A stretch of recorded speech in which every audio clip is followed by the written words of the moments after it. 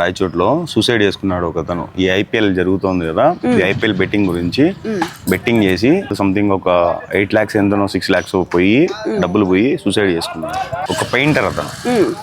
600-700 వస్తుంది, సరిపోదు.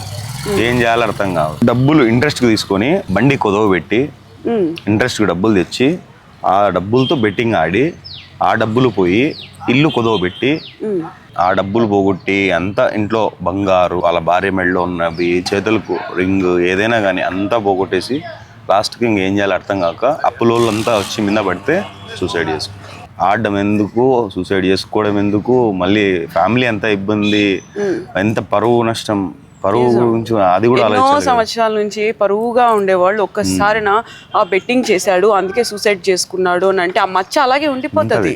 ఎంతకాలమైనా పోదు. చూడు కోబట్టాడు, ఈ మాటలు ఇంకా వినలేం కదా. అసలు అదృష్ట శాతం బతికినా అతన్ని చంపేస్తారు మళ్ళీ ఆ మాటలతోనే. సొసైటీనే అంతా. సొసైటీ ఎట్లా అంటే కన్నా మనం కష్టాలు ఉన్నప్పుడు ఎవ్వరు రారు, మనం హ్యాపీగా ఉన్నప్పుడు అందరూ వస్తారు. మన దగ్గర డబ్బు ఉంటే అందరూ వస్తారు. ఆ డబ్బు కోసమే ఈ జనాలంతా ఆ betting apps, bettings, easy money, easy earn అని పరిగెత్తున్నారు.